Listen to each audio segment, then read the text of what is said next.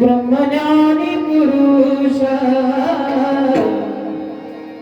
तो जीवन खावा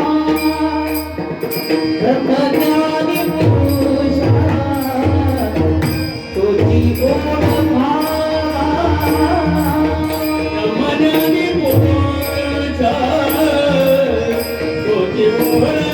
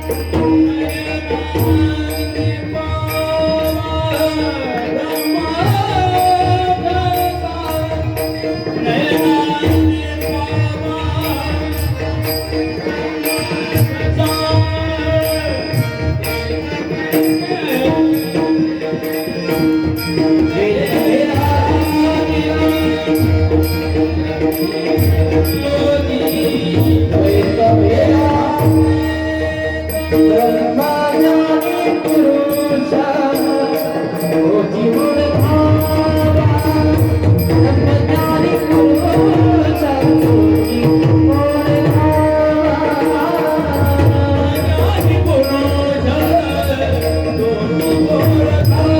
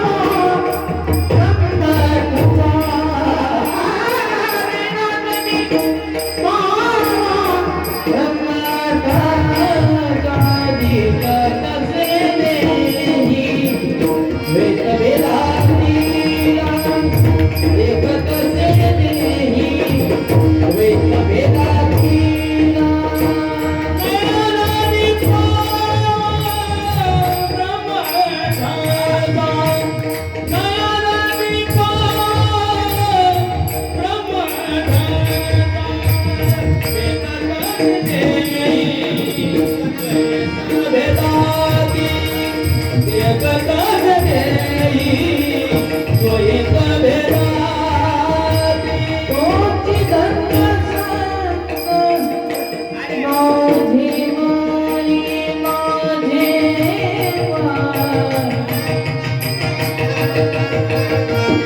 माझी मनी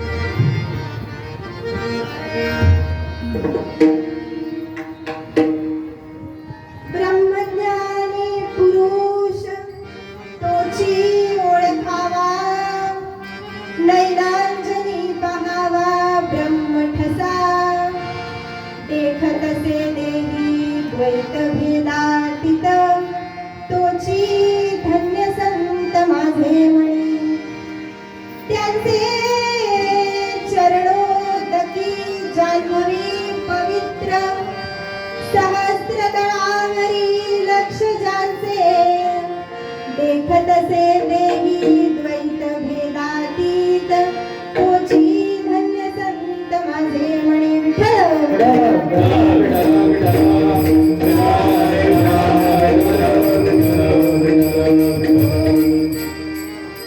गणाधीश जो ईश सर्व गुणांचा मुळारंभ आरंभ तो निर्गुणांचा नमो शारदा मूळ चत्वारी वाचा नमो पंथ आनंद या राघवाचा ब्रह्मानंदं परमसुखदं केवलं ज्ञानमूर्तिं द्वन्द्वातीतं गगनसदृशं तत्त्वमस्यादिलक्ष्यम् एकं नित्यं विमलमचलं सर्वधी साक्षिभूतम् भावातीतं त्रिगुणरहितं सद्गुरुत्वं नमामि सद्गुरुनाथ माझे आई मला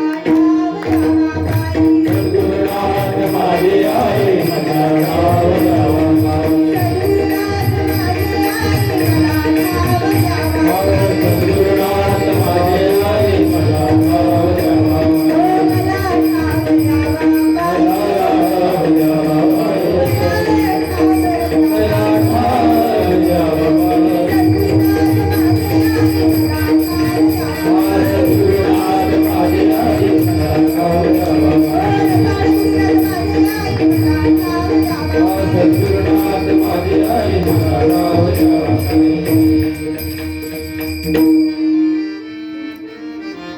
ध्यानमूलं गुरुर्मूर्ती पूजामूलं गुरुर्पाद मंत्रमूलं गुरुर्वाक्य मुक्तिमूलं गुरुर्कृपा मुखं करोति वाचालं पंगुं लघयन्ते गिरिं यत्कृपातहं वन्दे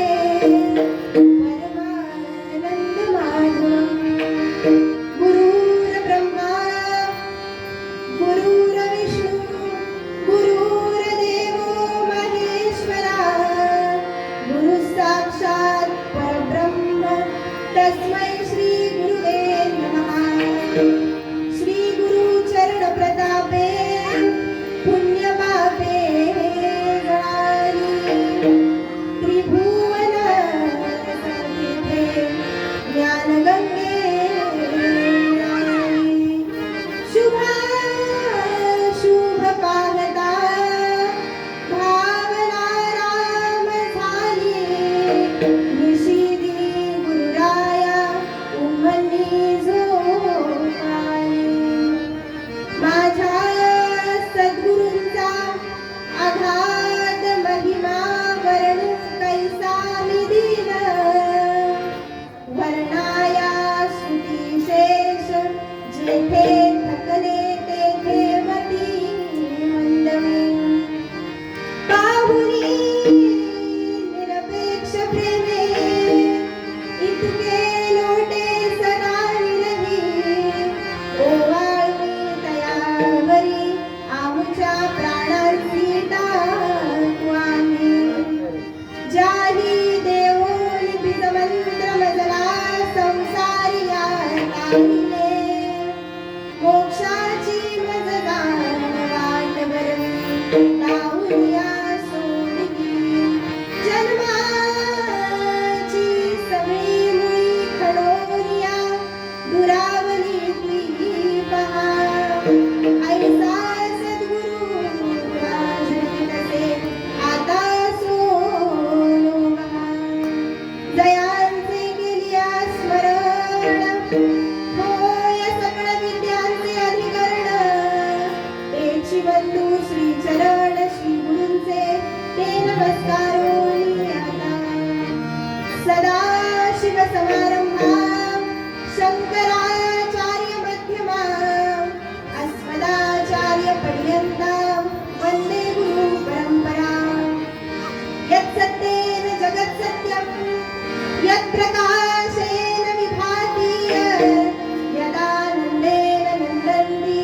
तस्मै श्री गुरुवे नमः योऽन्तः प्रविश्य मम वाचमिमां प्रसुप्ता संजीवयत्त किल शक्तिधर स्वधाम्ना अन्यांशहस्तचरण श्रवणत्वगानि प्राणान् नमो भगवते पुरुषाय तुभ्यं महायोगपीठे तटे भीमरथ्यं वरं पुण्डरीकाय दातुं मुनीन्द्रे समागत्य तिष्ठन्तमानन्दकन्दं परब्रह्मलिङ्गं भजे पाण्डुरङ्गं पांडुरंगा करू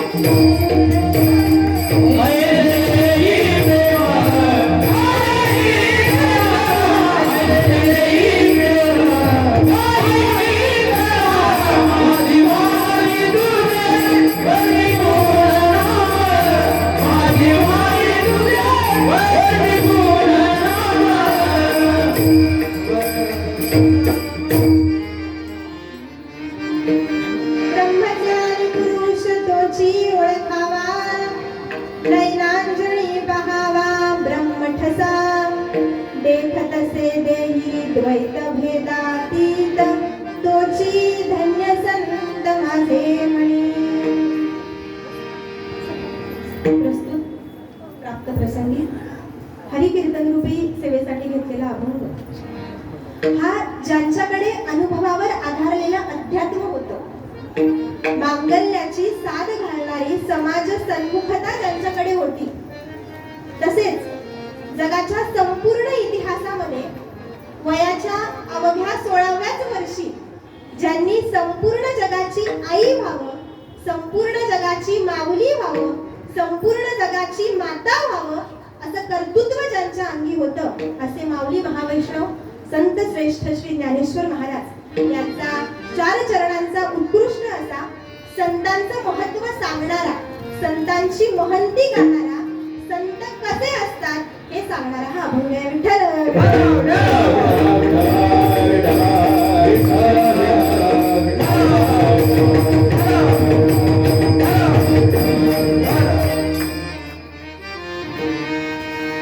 कोणत्याही कार्यक्रमाला सुरुवात करण्यापूर्वी त्या कार्यक्रमाचा थोडासा परिहार अर्थात त्या कार्यक्रमाचा थोडासा परिचय करून देणं अत्यंत आवश्यक असतं.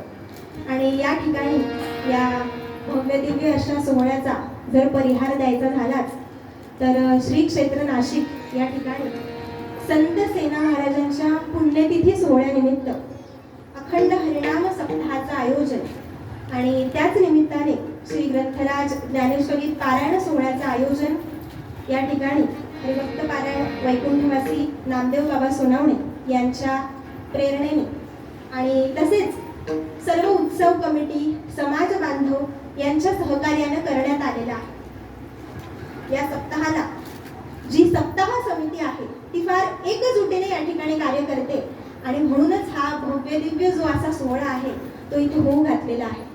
या सप्ताह समितीमध्ये सिडको परिसर नाभिक समाज विश्वस्त मंडळ, तसेच आपले सिडको परिसर नाभिक समाज मंडळ, अक्षता वधूवर सूचक मंडळ, सिडको सलून दुकानदार चालक मालक संघटना त्यांचंही फार मोठं योगदान आहे.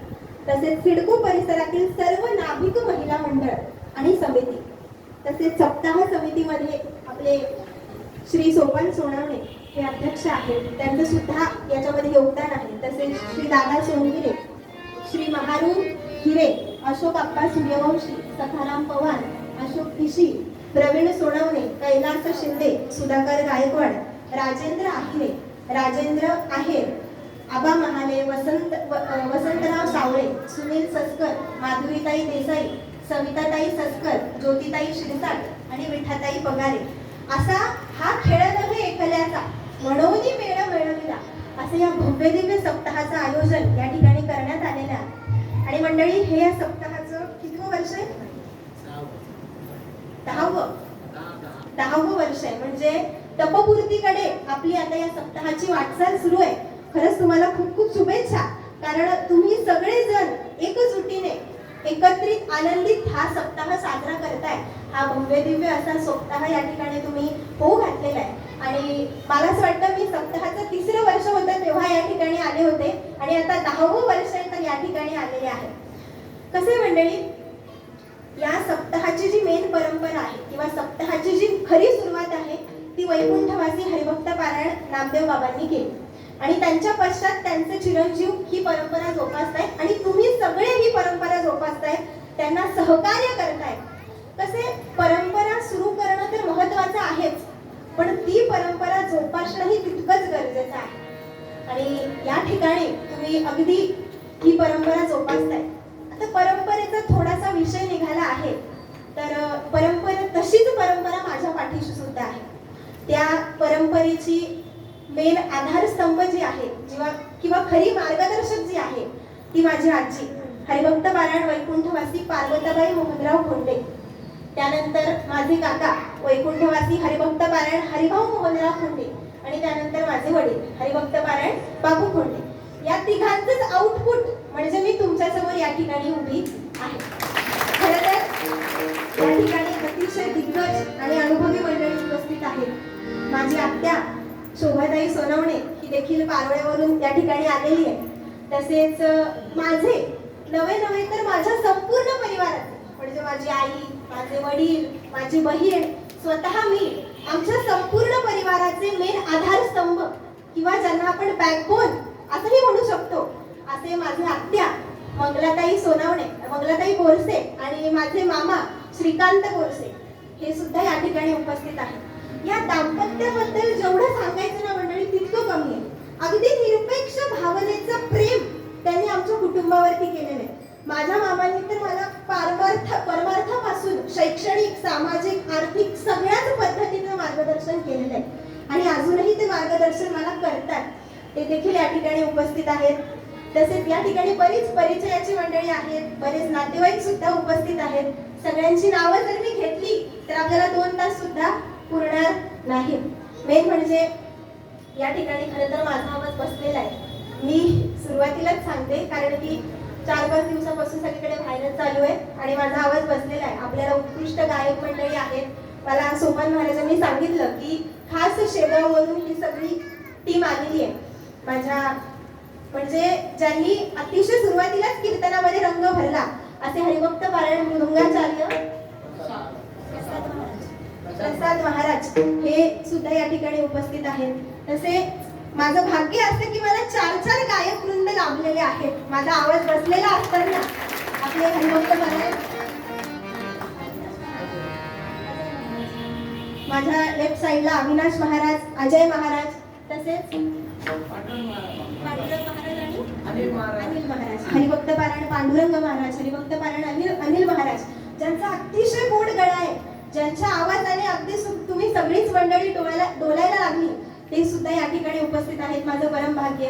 तसेच सुरुवातीलाच मला ज्यांनी सुरापासून अजिबात इकडे तिकडे भटकू नाही दिलं, जे मला बरोबर त्या सुरामध्ये घेऊन चालताय, असे आमचे हरिभक्त पारायण ओम महाराज, संवादिनी वादक ओम महाराज हे सुद्धा या ठिकाणी आहेत. आळंदीवरून आलेले आहेत. अच्छा, त्यांचं सुद्धा आभार. तसेच हरिभक्त पारायण दिनेश महाराज, आपले जोगदार बाबा हरिभक्त पारायण देऊरगाव. अच्छा, देऊरगाव हे देखील या ठिकाणी उपस्थित आहेत. आणि सगळ्यात महत्त्वाचं हे मंडप डेकोरेटर्स वाले दादा, ज्यांच्यामुळे माझा आवाज तुमच्यापर्यंत पोहोचतोय. जर माईक नसता तर माझा आवाज पोहोचला असता का? मग ते हरिभक्त पारायण दीपक महाराज, दिनेश महाराज मृदुंगाचार्य पण आहे. अरे वा वा वा, ते सुद्धा या ठिकाणी माईक सिस्टम अतिशय उत्कृष्ट पद्धतीने त्यांनी दिलेली आहे. म्हणून सगळ्यांचे आभार मानते या ठिकाणी. सुरुवातीलाच मानते कारण की शेवट करता करता ते राहून जातं. सगळ्यांची नावं घेता येत नाही ना शेवटी, म्हणून सुरुवातीला सगळ्यांची नावं घेतली. आणि तसेच सगळ्यात महत्त्वाचे तुम्ही श्रोतृवर्ग, मातृतुल्य, पितृतुल्य सगळे या ठिकाणी उपस्थित आहात. म्हणून तुम्हा सगळ्यांच्या चरणी नतमस्तक होते.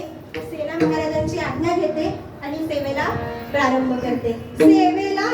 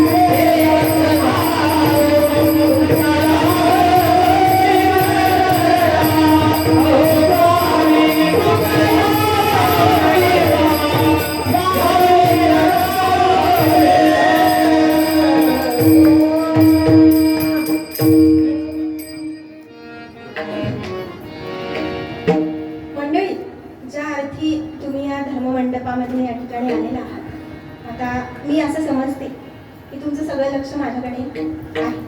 संसाराचे सगळे दुःख, सगळ्या चिंता, सगळ्या त्रास बाजूला टाकून या ठिकाणी सगळ्या इंद्रियांचं एक कान करून भगवंताचं नामकीर्तन, भगवंताचं नामचिंतन श्रवण करण्यासाठी तुम्ही या ठिकाणी आलेला आहात. मंडळी, माझं सांगण्याचं तात्पर्य एकच आहे की कीर्तन हा जो विषय आहे ना, तो मनोरंजनाचा भाग नाही किंवा मनोरंजनाचा प्रकार नाही.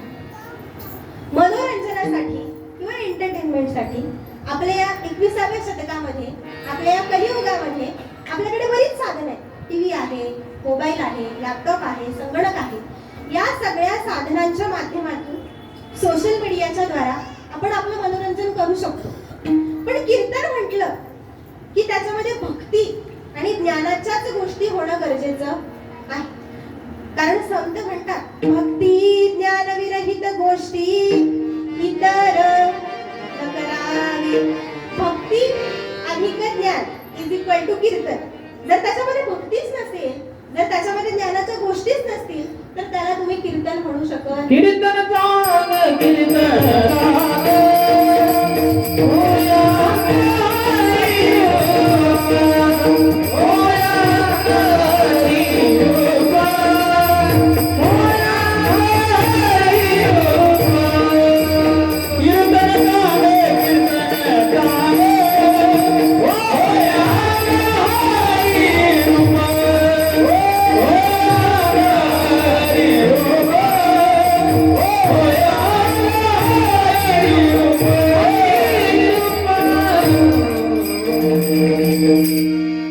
चांगलं कीर्तन चांगलं होय अंग हरिरूप.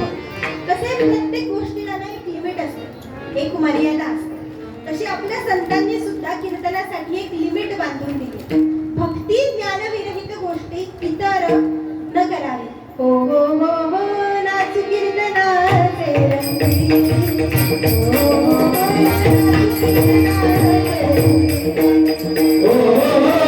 नाचू कीर्तनाचे रंगी.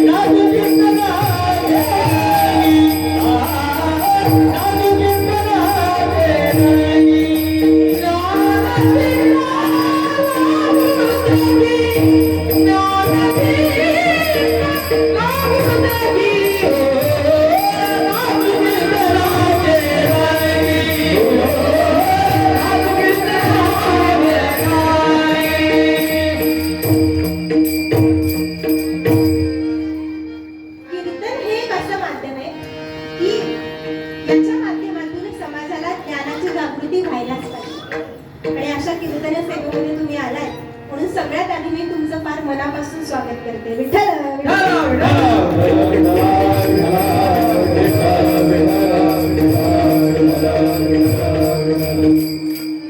ब्रह्मज्ञानी पुरुष तोची ओळखावा, नैनाचनी पहावा ब्रह्मठसा.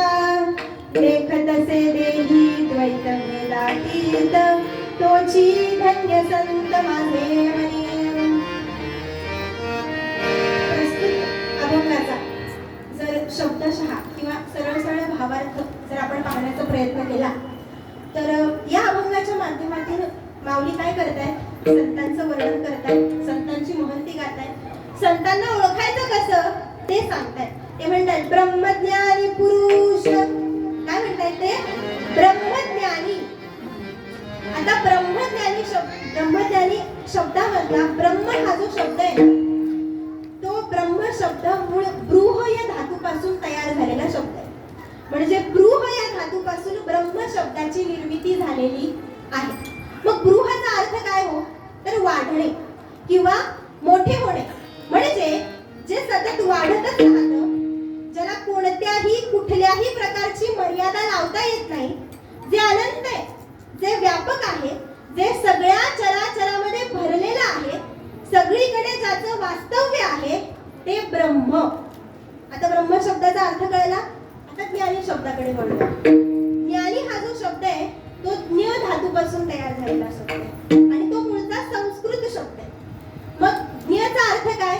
तर जाणून घेणे किंवा माहिती प्राप्त करून घेणे. ज्या गोष्टीबद्दल आपल्याला नॉलेज नाहीये, ज्या गोष्टीबद्दल आपल्याला पुरेसं माहिती नाहीये, त्या गोष्टीबद्दल आपण ज्ञान प्राप्त करून घेणे म्हणजे तो झाला ज्ञान. म्हणजे आता ब्रह्मज्ञानी शब्दाचा अर्थ काय झाला? तर ज्याने, जो सगळ्यात मोठा आहे, जो अनंत आहे, जो व्यापक आहे, ज्याच्या पुढे सत्य ज्ञाना अनंत गगनाचे प्रावरण नाही रूपवर्ण गुण जेथे अशा ब्रह्माची प्राप्ती करून घेतली म्हणजे मंडळी तो किती मोठा असेल. मग पुढे ते म्हणतात पुरुष. आता पुरुष जो शब्द आहे त्या शब्दाचा मूळ धातू प्री आणि त्याचा थोडासा अलंकारिक भाषेतला अर्थ जर आपण बघितला, थोडासा व्याकरणाकडे तुम्हाला घेऊन चालली आहे. त्याचा अर्थ आहे हे शरीर भरून टाकणे किंवा पूर्णत्वाला नेणे.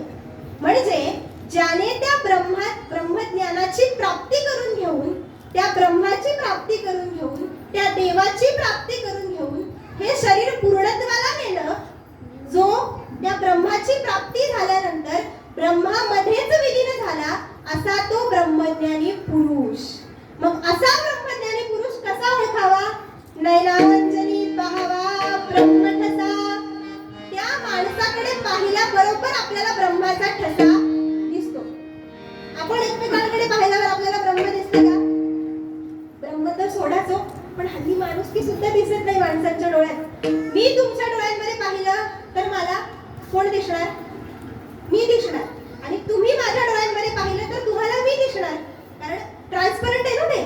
पण त्या ब्रह्मज्ञानी पुरुषाला जेव्हा आपण भेटतो तेव्हा त्याच्यामध्ये आपल्याला प्रत्यक्ष ब्रह्माचा ठसा दिसतो. का दिसतो? कारण तो त्या ब्रह्मामध्येच विलीन होतो.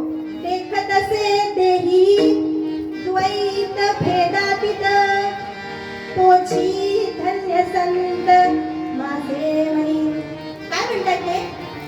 जो संत, जो ब्रह्मज्ञानी पुरुष या देहाला द्वैत अद्वैताच्या पलीकडे बघतो, म्हणजे एकम एक द्वितीय नास्ती, सगळीकडे एक ब्रह्मच भरून उरलेला आहे, सर्व खलु इदं ब्रह्म, असा तो ब्रह्मज्ञानी पुरुष जो देहादेहामध्ये भेदभाव करत नाही, तोची धन्य संत माझे म्हणी. अजून ते कसे असतात हो? त्यांचे चरणोदकी जान्हवी पवित्र. काय म्हणतात ते? ज्यांच्या चरणाचा स्पर्श झाल्यामुळे नदी, म्हणजे जिला आपण सरिता म्हणतो, जिला आपण जान्हवी म्हणतो, ती सुद्धा पवित्र होते. अजून सहस्त्र तळावरी लक्ष ज्यांचे. आता इथे थोडीशी गाडी अडकू शकते. सहस्त्र तळ म्हणजे काय? तर ज्याला आपण उत्तमांग किंवा ब्रह्मरंध्र असंही म्हणतो. जर कुंडक उपनिषद तुम्ही उघडून बघितलं तर त्या कुंडक उपनिषदामध्ये वर्णन आहे. सहस्त्रदळ म्हणजे डोक्याचा मुकुट ज्या ठिकाणी ठेवतात ते टोक, त्याला म्हणतात सहस्त्रदळ, त्याला म्हणतात उत्तमांग, त्याला म्हणतात ब्रह्मरंध्र. मग असा ब्रह्मज्ञानी पुरुष जो सदा सर्वदा त्या ब्रह्माचं चिंतन करतो, त्या सहस्त्रदळाकडे त्याचं लक्ष लागलेलं असतं. मग माऊली म्हणतात ज्ञानदेव म्हणे ऐसा योगी आला देखता तयाला नमन माझे विठ्ठल.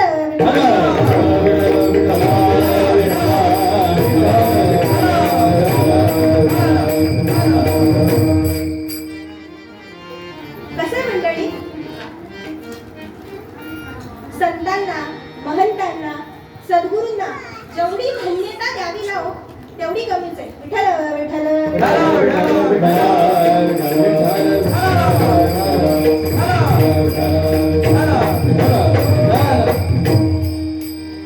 का त्यांना धन्यता द्यावी हो? कारण ते अखंड 24 तास नवे तर वर्षाचे 365 दिवस काय करतात? त्या नावामध्ये मग्न असतात. त्या ब्रह्मरंध्राकडे त्यांचं लक्ष लागलेलं असतं. त्याच्याशिवाय त्यांना दुसरं कामच नसतं. काम नाही झालो पाही रिकामा. त्यांचे जे लक्ष असतं ते सदा सर्वदा त्या ब्रह्माचं चिंतन करण्यामध्ये मग्न असतात. मग अशा संतांचं वर्णन तुकाराम महाराज सुद्धा करतात. त्या महात्म्याला ना जगाची काही पर्वा नसते. जग काहीही म्हणो त्याचा त्याला काही फरक पडत नाही. जगात पिशाच अंतरी शहाणा. कसा शहाणा? सदा ब्रह्मी जाणा निमग्न तो, जो त्या ब्रह्माचं चिंतन करण्यामध्येच सदा सर्वदा मग्न असतो, असा तो ब्रह्मज्ञानी पुरुष. मग मंडळी, अशा संतांचा ज्या कुळामध्ये, ज्या देशामध्ये जन्म होतो ना, ते सगळं काही कुळ, सर्व काही देश तो काय पवित्र ते गुण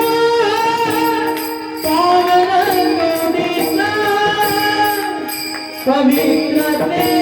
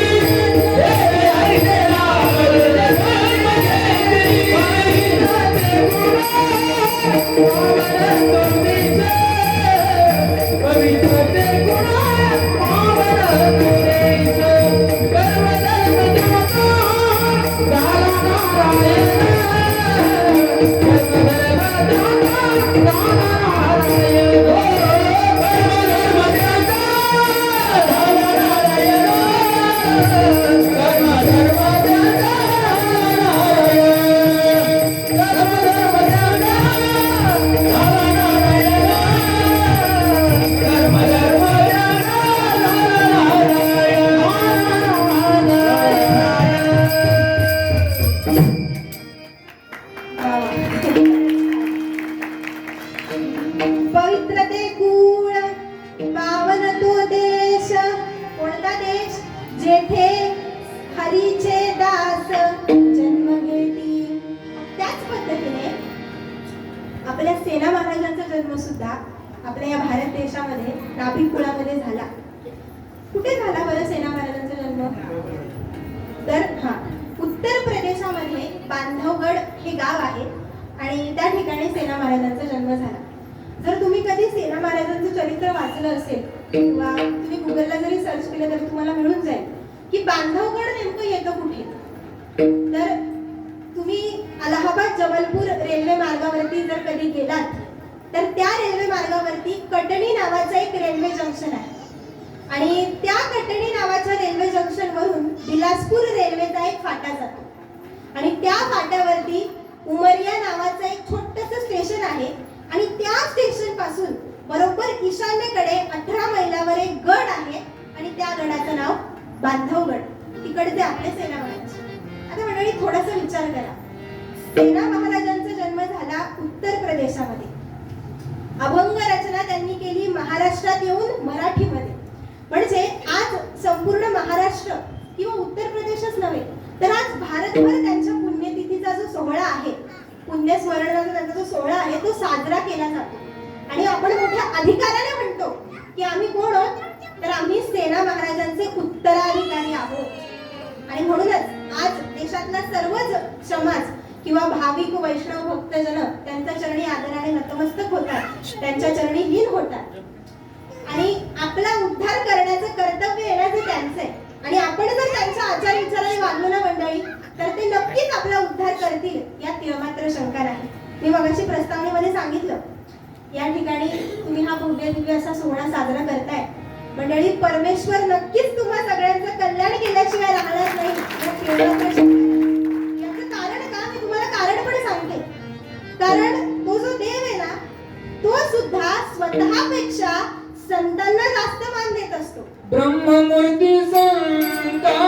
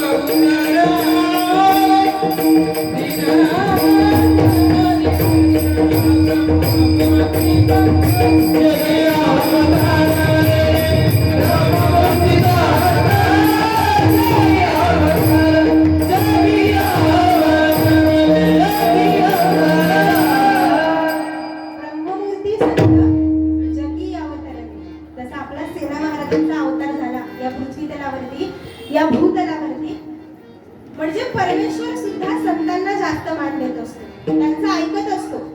कारण मंडळी, संत जर नसते तर आपल्याला देवाची काही ओळख राहिली नसती. का? नव्हती देवाची कथा वार्ता.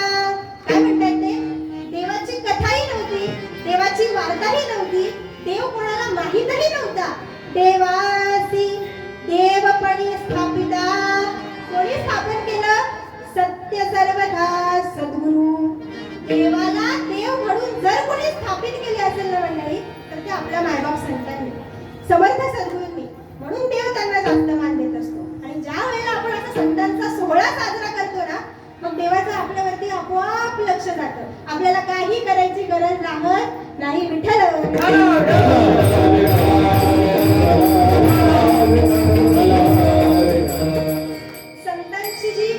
संतांनी जे अभंग रचले, संतांची जी अभंग रचना आहे किंवा संतांनी जी वाङ्मय निर्मिती केलेली आहे, ते जे वाङ्मय आहे ना मंडळी, ते देवाला फार आवडतं.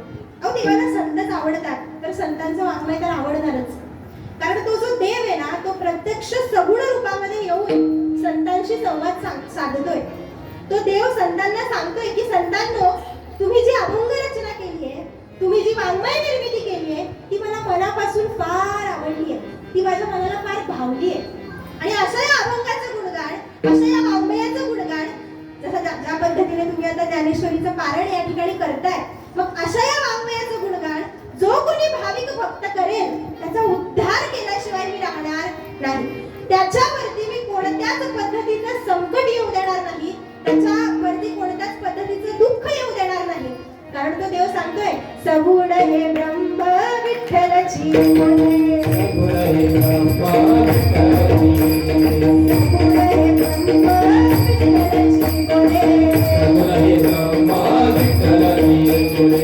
सगुण हे ब्रह्म विठ्ठलची बोले.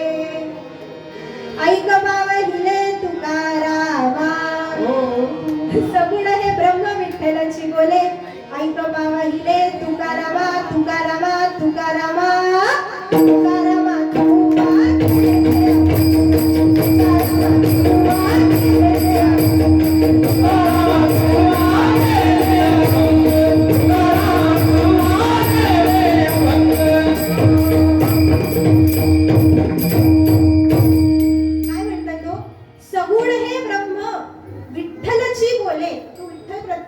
सांगतोय, ऐक पावहिले तुकारामा. तुकारामा तुआ केले जे अभंग, करीती जे का जगी नित्य पाठ. नित्य पाठ करिता आवडी सद्भावे, विपत्ती न होय त्या प्राण्यासी. विपत्ती म्हणजे काय? संकट येऊ देणार नाही, दुःख येऊ देणार नाही, प्राण्याचे कल्याण होईल बाबा आहे. भावे वाचित आहे नित्य नेमे. नित्य नेम फार महत्वाचं आहे. नित्य नेम प्राणी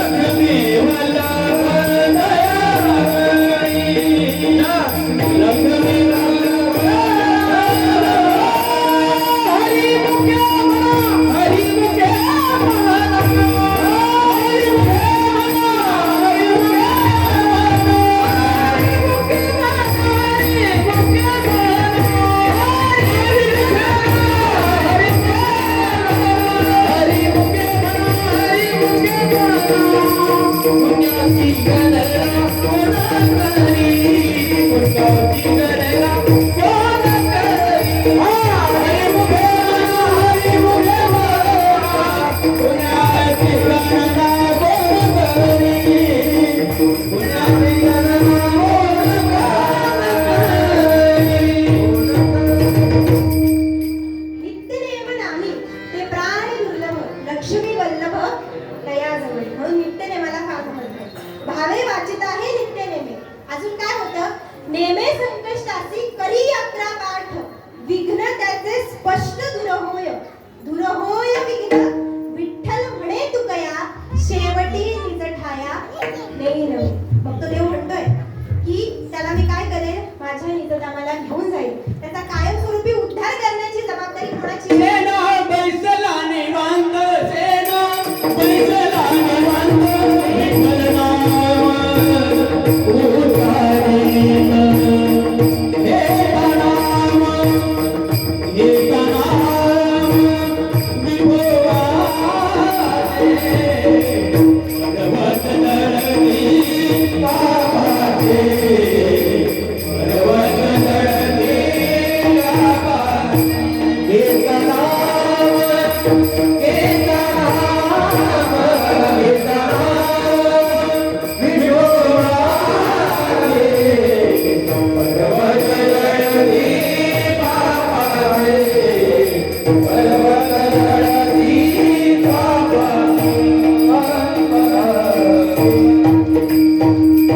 म्हणजे बघा संत किती महत्वाचे.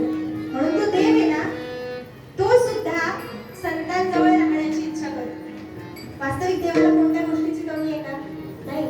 पण तो संतांच्या ठिकाणी राहतो. नाही घडविला नाही म्हणविला भेटावया कुंडलीला भेटावया कुंडलीला नाही घडविला नाही घडविला भेटावया कुंडलीला भेटावया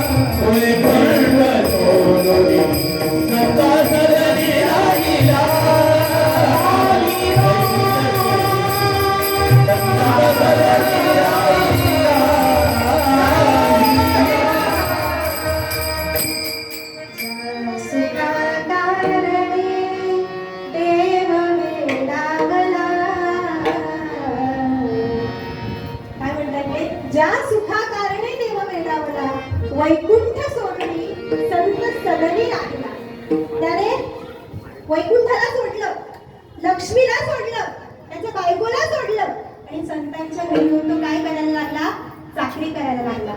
म्हणजे मंडळी संत हे वैभवाने जरी कनिष्ठ असले ना तरी ते देवापेक्षा सुद्धा वरिष्ठ आहेत. संत बाई माता देवी दास धाम संत बाई माता देवी दास धाम संत बाई माता देवी दास धाम संत बाई माता देवी दास धाम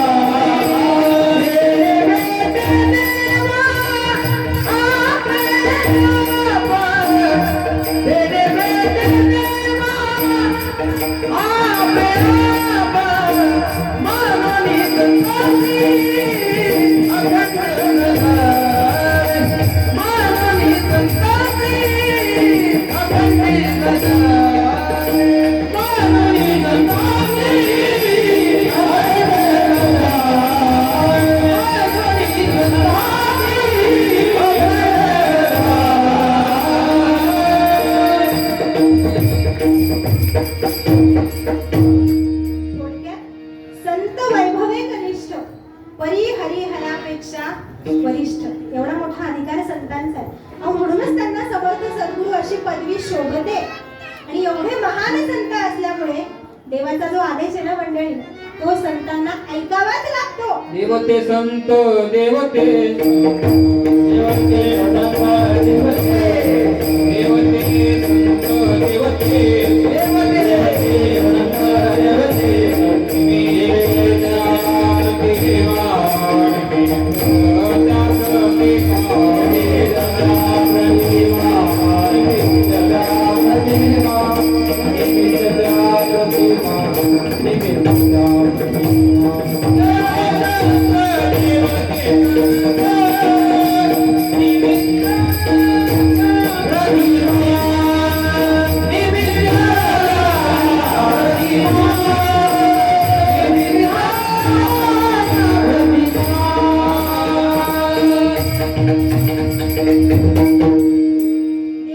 देव म्हणतो आपका हुकूम सर आखो पर, म्हणजे एवढं संतांचं महत्व. कसे मंडळी, आपल्यासारख्या साधारण जीवाला परमार्थाला लावण्याचं कार्य, परमार्थाला दिशा देण्याचं कार्य ते महाराष्ट्राच्याच नवे तर सगळ्याच संतांनी केलेलं आहे. म्हणून सगळ्यात अगोदर त्यांच्या चरणी लीन होणं, त्यांच्या चरणी नतमस्तक होणं हे आपल्या सगळ्यांचं प्रथम कर्तव्य आहे. कारण या विश्वामध्ये जो गुप्त रूपात नटलेला परमात्मा आहे ना, तो संतांच्या संगाशिवाय आपल्याला समजणारा नाही. जसं कृष्णांजन डोळा घालिता आढळ, फिटले भ्रांतीचे पडळ. त्यासाठी काय करावे लागेल? डोळ्यामध्ये अंजन घालावे लागेल. जे अंजन ऑलरेडी संतांकडे आहे, म्हणून संतांचा संग फार महत्वाचा आहे. असं म्हणतात की जमिनीच्या खाली जे धन असतं, त्या जमिनीच्या खाली लपलेल्या धनाला शोधण्यासाठी पायाळू जो व्यक्ती असतो, त्या पायाळू व्यक्तीच्या डोळ्यामध्ये अंजन घालतात आणि मग त्या पायाळू व्यक्तीला ते जमिनी खालचं धन दिसतं. मग तसंच दिसेना जे गुप्त धन, तयास करणे लागे अंजन, तैसा गुप्त परमात्मा सज्जना संगती शोधावा. तसा जो देव आहे तो या चराचरामध्ये, या विश्वामध्ये नटलेला असून सुद्धा तो गुप्त आहे. मग अशा गुप्त देवाला बघण्यासाठी आपल्याला काय करायचंय? संतांना शरण जायचं. मूर्धसा भायन वनिता जैसे सजना केनिता याची आपण काळाही राजी घरी गोधरी रंगले वादळे ताई हरे रोआपुरे एका रंगले वादळे ताई हरे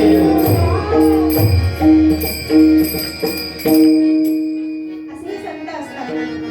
पाहिला पाहिला नंदाचा नंदन, त्याने वेदिलेले माझे मन. असं संतांनी प्रत्येक परीने आपापल्या संतांनी त्या देवाचं वर्णन केलेलं आहे. सत्य ज्ञानानंत गगनाचे प्रावरण, तोहारे श्रीहरी पाहिला डोळे भरी, पाहते पाहणे दुरी सारुनिया. किंवा आपल्या जनाबाईचं धरिला पंढरीचा चोर, गळा बांधून या देव. मग अशा संतांना त्या देवाचा अनुभव आला. मग आता बघा, तुम्ही जर कधी वाचन करत असणार तर तुम्हाला कळेल की देवाला ना प्रत्येक जण वेगवेगळ्या नावाने संबोधतात. कोणी त्याला अनहद म्हणतं, कोणी त्याला चैतन्य म्हणतं, कोणी त्याला ब्रह्म म्हणतं, कोणी त्याला देव म्हणतं. पण आमच्या तुकोबारायांनी त्या देवाला वस्तू नावाने संबोधन केलेलं आहे. ते म्हणतात ओळखा रे वस्तू. काय म्हणतात ते? ओळखा. कोणाला ओळखा? वस्तूला ओळखा. सांडारी कल्पना नका आडराणा जाऊ झणी. आणि जर तुम्ही आडराणाला गेलात तर काय होईल? झणी जाल कोठे फुलवाल हित, विचारी मनात आपुल्या. काय म्हणतात ते? तो देव आपल्या जवळच आहे.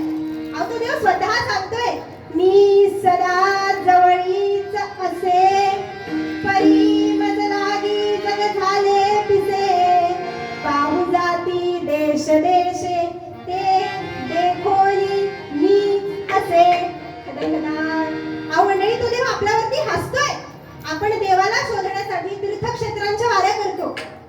ह्या देवळात जा, त्या देवळात जा, देवाला शोधण्याचा प्रयत्न करतो. पण तो देव कुठे? देव हृदयी अंतरी भेटी नाही जन्मवरी. आपली कशी गत होते बघा, ज्याप्रमाणे हरिणीच्या नाभीमध्ये कस्तुरीचा वास असतो, पण ती हरिणी त्या कस्तुरीच्या वासाला शोधण्यासाठी व्यर्थच काय करते तर त्या रानामध्ये त्या जंगलामध्ये एकटीच फिरत असते. पण शेवटी एक दिवस मरून जाते, पण तरी सुद्धा तिला काही त्या कस्तुरीचा वास सापडत नाही. नाभी मृगाचे कस्तुरी व्यर्थ हिंडे वनांतरी. तशी आपली गत होते. देव आहे आपल्या जवळ आणि आपण त्याला बाहेर शोधण्याचा प्रयत्न करतो. येथे कोणाचे काय वागे, कोणाचे काय वागे, कोणाचे काय वागे, येथे कोणाचे काय वागे, कोणाचे काय वागे, कोणाचे काय वागे, कोणाचे काय वागे, येथे कोणाचे काय वागे, त्याचे त्याने आधीच गेले. येथे कोणाचे काय वागे, त्याचे त्याने आधीच गेले. येथे कोणाचे काय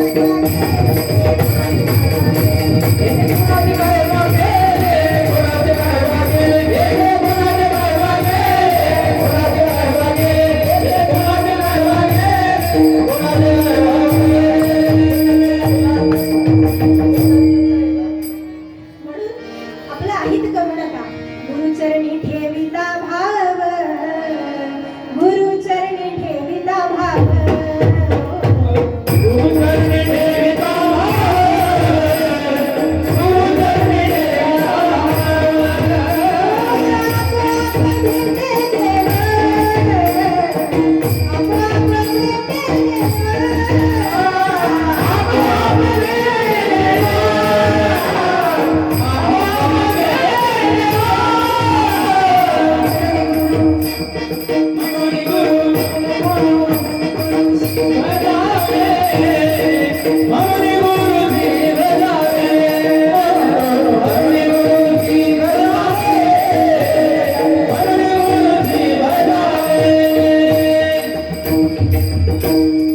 काय म्हणतात ते? गुरुचरणी ठेविता भाव, आपोआप भेटे देव. म्हणून गुरुशी भजावे, रूप ध्यानासी आणावे. कारण मंडळी त्या देवाच्या प्राप्ती जर आपल्याला करून घ्यायची असेल तर त्यासाठी अधिकारी संत पाहिजे, अधिकारी महात्मा पाहिजे. तत्रैव उपनिषदामध्ये वर्णन आहे, न नरेणा वरेण एष सुविद्योयो बहुधा चिंत्यमानः अनन्य प्रोक्ते गतिरत्र नास्ती आणि या व्यतर्क्य म्हणू प्रमाणात. म्हणजे देवाचं जे वर्णन आहे किंवा देवाच्या स्वरूपाची प्राप्ती तुम्हाला कोणाला शरण जाऊन होईल, कळवो येईल विचारिता आहे ठाऊक सभाग्य संता. कारण त्या संतांनी काय केलं असतं, त्या ब्रह्माची प्राप्ती करून घेतलेली असते आणि म्हणून आपण त्यांना ब्रह्मज्ञानी असं म्हणतो. आणि ब्रह्माची प्राप्ती करून घेऊन ते काय करतात तर ते त्याच्यामध्येच मग्न झालेले असतात. आणि म्हणून ज्या वेळेला आपल्याला असा अधिकारी महात्मा भेटतो ना, तेव्हा त्याच्यामध्ये आपल्याला प्रत्यक्ष ब्रह्माचा ठसा दिसतो. आणि हेच माऊली अभंगाच्या पहिल्या चरणात सांगतात. ब्रह्मज्ञानी पुरुषा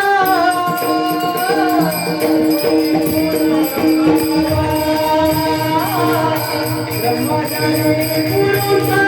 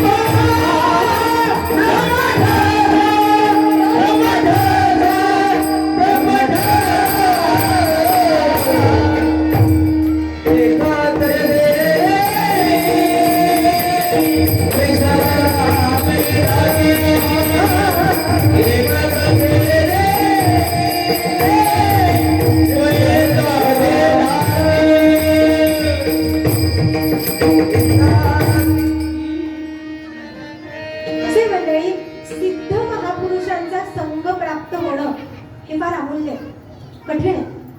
पण एकदा का आपल्याला त्यांचा संग प्राप्त झाला ना की मग काय हो, इतकं प्रेम ते आपल्यावरती करतात की त्या प्रेमाचं वर्णन सुद्धा आपल्याला करता येत नाही. ते इतके उपकार आपल्यावरती करतात की त्यांच्या उपकारातून आपण कधी उतराई होऊच शकत नाही. मग निरंतर लागवी जे मग निरंतर लागवी मग निरंतर लागवी जे मग निरंतर काय सांगू आता ताने उतार मग निरंतर लागवी जे मग निरंतर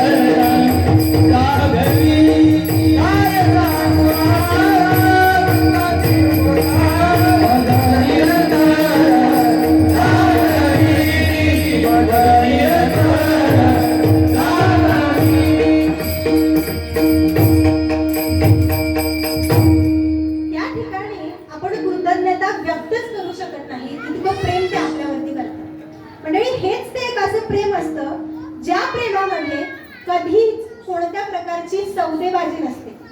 सौदेबाजी म्हणजे काय, जिला आपण बार्टर सिस्टम असंही म्हणतो, एक हातचे लो एक हातचे दो, असं त्या ठिकाणी काहीही नसतं.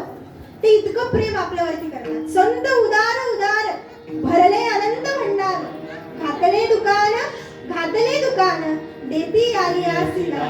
एवढे संत उदार असतात. असाच एक प्रसंग विवेकानंदांच्या जीवनामध्ये सुद्धा घडला.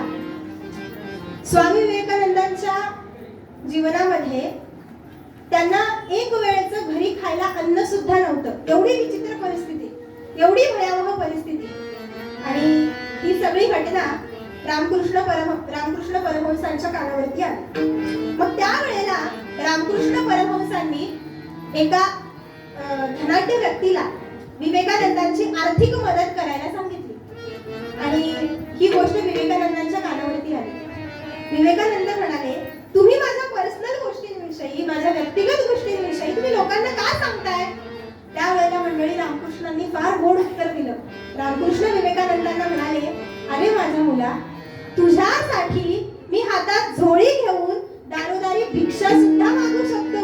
याला म्हणतात संतांचं प्रेम. असं कधीही न संपणारे प्रेम संत आपल्यावरती करत असतात. पण त्यांचा आशीर्वाद ग्रहण करण्याचा उन्मुख असा भाव आपला पाहिजे. मुख्य सच्छिष्याचे लक्षण सद्गुरु वचनी विश्वास पूर्ण, अनन्य भावे श्रवण, त्या नाम सच्छिष्य. नाहीतर असं नको व्हायला बरं का. साधूचा कमंडलू चारी धाम फिरून आला तरी कडूच असं व्हायला नको. आपण त्यांच्यावरती विश्वास ठेवणं गरजेचं आहे. आपली तेवढी श्रद्धा असणं गरजेचं आहे. हे पायी आम्हाला विश्वास संतांचे पायी, आम्हाला विश्वास संतांचे पायी, आम्हाला विश्वास संतांचे पायी, आम्हाला विश्वास संतांचे पायी, आम्हाला विश्वास संतांचे पायी, आम्हाला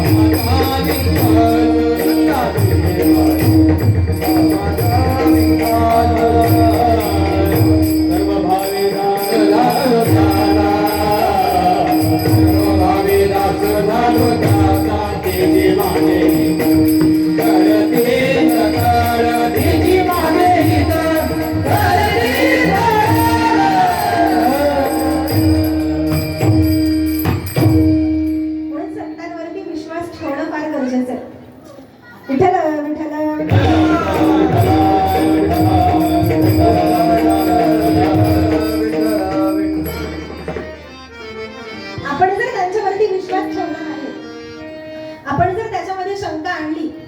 शंका सर्व जाळून राख करून टाकते. म्हणून विश्वास फार महत्वाचा आहे. विश्वास तो करी स्वामीवरी सत्ता. म्हणून संतांना श्रद्धायुक्त भावनेने, श्रद्धायुक्त अंतःकरणाने शरण जाणं गरजेचं आहे. त्यावेळेला हा जो विश्वास नटलेला देव, भगवंत, परमात्मा, परमेश्वर आहे, त्याची आणि आपली गाठभेट होईल. विठ्ठल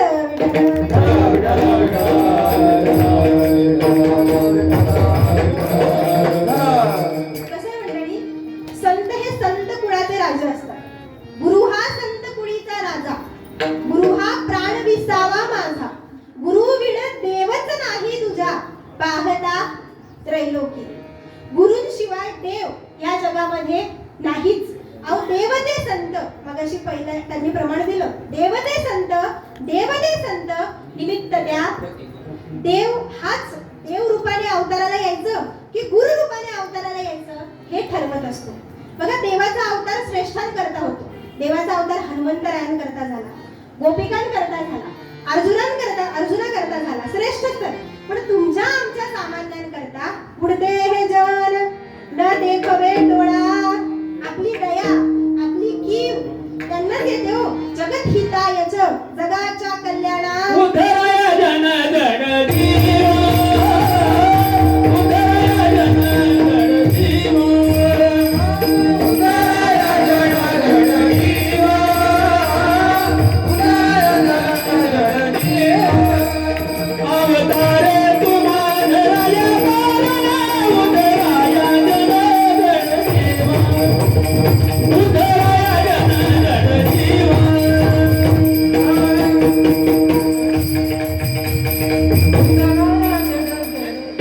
अवतार तुम्हा धराया कारण, उद्धराया जन जडजीव. अहो देव संत रूपाने अवतार घेत असतो. ब्रह्मसूत्रामध्ये वर्णन आहे, अविभागेन दृष्टत्वात. दिसायला दोघांमध्ये भेद आहे, दिसायला देव वेगळे, दिसायला संत वेगळे, पण दोघांमध्ये फरकच नाहीये, दोघांमध्ये कोणता भेदच नाहीये, दोघांमध्ये अभेद आहे. माऊली म्हणतात तया महा परस्परे, बाहेर नामाची अंतरे, आतुनी आतवटू वस्तू विचारे, मी तेची ते. म्हणजे मी आणि ते ब्रह्म यांच्यामध्ये कोणताच अवतार पांडुरंगा, आवते वेल्याने, आरती ज्ञानराजा, महादेवर गेला, देवकी जागृत.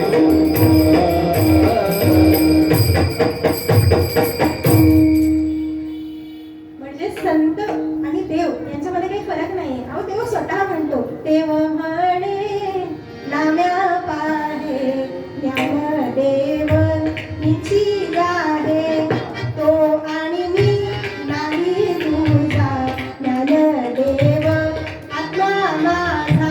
म्हणजे अरे वा. म्हणजे देव आणि संत यांच्यामध्ये मंडळी काही फरकच नाहीये. फक्त संत म्हणजे देव तो संत रूपाने अवताराला येत असतो. काय येत असतो बरं? तर याच्या अमृतानुभवातल्या पहिल्या ओळीमध्ये सांगितलंय की अमृतची परिपूर्तू कारुण्याचा. त्या देवाला अमृत रूपामध्ये आल्याशिवाय म्हणजे संत रूपामध्ये आल्याशिवाय त्याला कोणत्याच पद्धतीचं कार्य करता येत नाही. म्हणून संत कसे? द्वैत अद्वैताचे पैल श्री सद्गुरु स्वानंद सागुरु अनिर्वाच्य. त्या ठिकाणी द्वैत अद्वैत काही काम करत नाही. ते देहाला द्वैत अद्वैताच्या पलीकडे बघतात आणि म्हणून आपले संत धन्य आहेत. अभंगाचं दुसरं शकत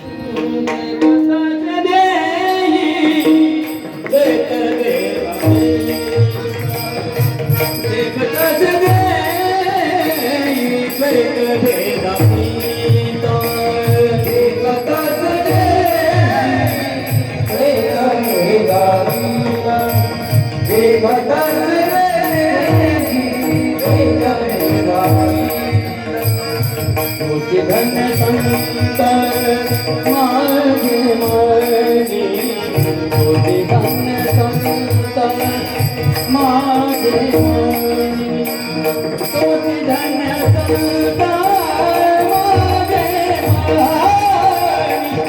धन्य संत माझे मनी, धन्य संत माझे मनी,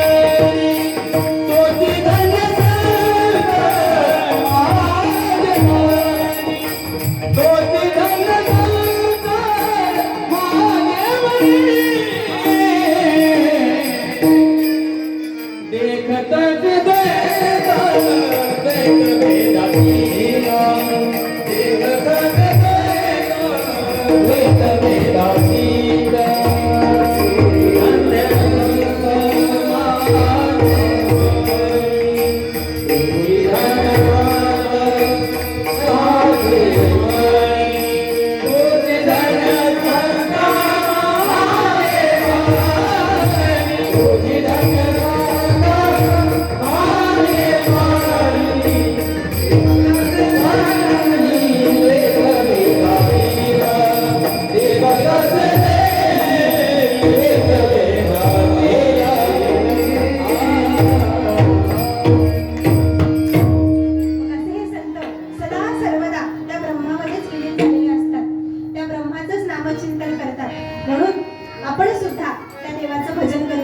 विठोबा रघुमाई बाबा रघुमाई विठोबा रघुमाई बाबा रघुमाई विठोबा रघुमाई विठोबा रघुमाई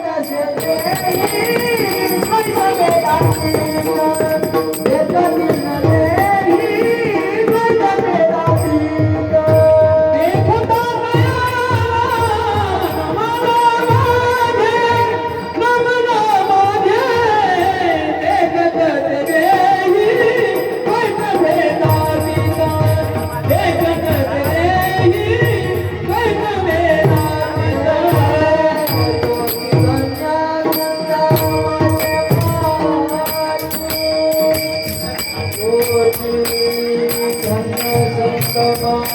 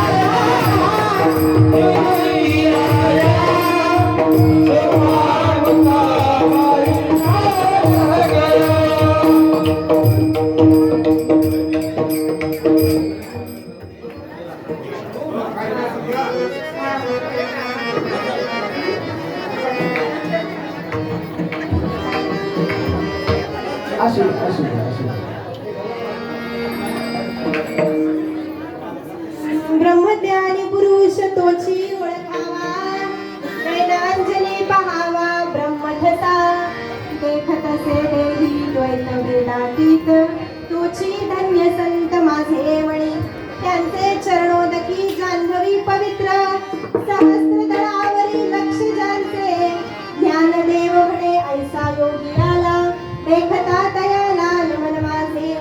या अभंगाच्या माध्यमातून माऊली ज्ञानेश्वर महाराज संतांचं वर्णन करतात. संत म्हणजे कोण? आपले सेना महाराज. कारण की संत हे संतच असतात आणि संत सेना महाराजांचं वर्णन ते करतात. आणि शेवटच्या 2 चरणांचं फक्त थोडं सांगते की त्यांना ज्या वेळेला आपण शरण जातो तेव्हा आपलं आपण पूर्ण पापमुक्त होतो, आपण पूर्ण पवित्र होऊन जातो. आणि म्हणून ज्ञानेश्वर महाराज म्हणतात की ऐसा योगी आला नमन माझे, म्हणजे संत सेना महाराजांना नमन माझे.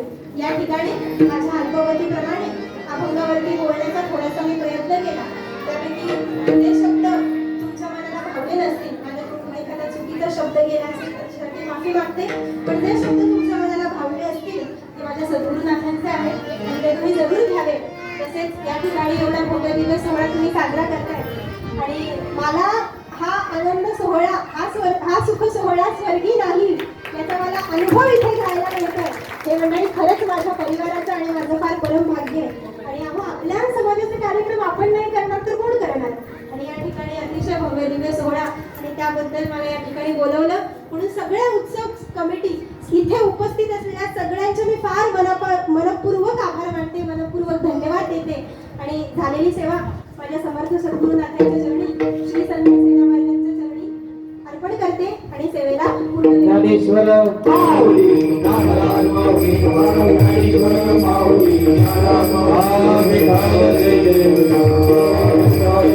धन्य धन्य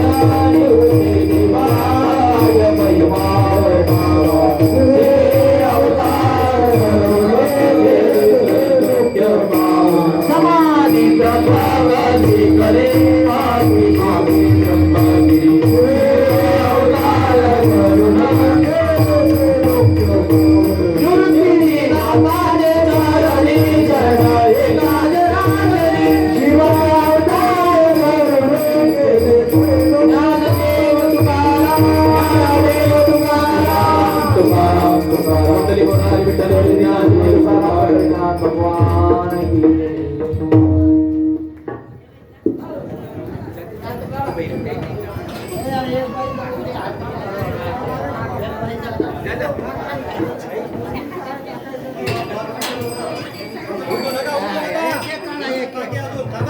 उठू नका जागेवर उठू नका मिळतो त्याप्रमाणे काही खोंडे ह्या कर्जतवरून भर पावसाळ्यात आलेले आहेत.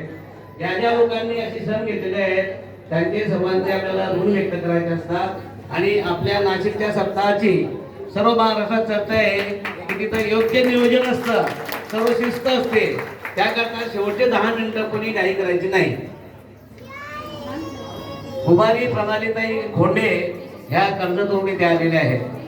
त्यांनी जो कीर्तनाचा हे घेतलेला आहे श्लोक, हा अतिशय उच्च तत्वज्ञानाचा विषय आहे. तो आपल्या समजण्यापलीकडे आहे, तरी सुद्धा त्यांनी तो फार सोपा करून सांगितलेला आहे. जे ब्रह्मज्ञानी पुरुष आहेत, पूर्वीचे जे सर्व संत आहेत त्यांना आपण ब्रह्मज्ञानीच म्हणतो, पण त्या संतांनी सुद्धा आपल्याला कधी ब्रह्मज्ञानी म्हटलेलं नाही. ते सुद्धा सांगायचे की तुम्ही संतांकडे जा, ब्रह्मज्ञानी पुरुषाकडे जा, पण त्यांनी स्वतःला ब्रह्मज्ञानी म्हटलेलं नाही.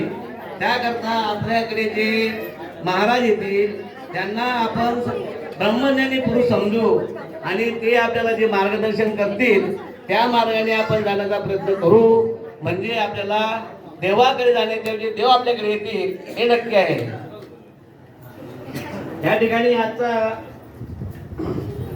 पंगती दिली आहे ती वसंतराव सावळे यांनी दिलेली आहे. त्याच्यानंतर नाश्ता जो दिलेला आहे रजनीताई निकम यांनी नाश्ता दिलेला आहे. उद्या जे आहे उद्या हरिभक्त परायण बाबासाहेब महाराज गतीर यांचं उद्या कीर्तन आहे. तरी सर्वांनी याच्यापेक्षा जास्त संख्येने उपस्थित राहून आपण ब्रह्मज्ञानी पुरुषाला ओळखण्याचा प्रयत्न करूया. हा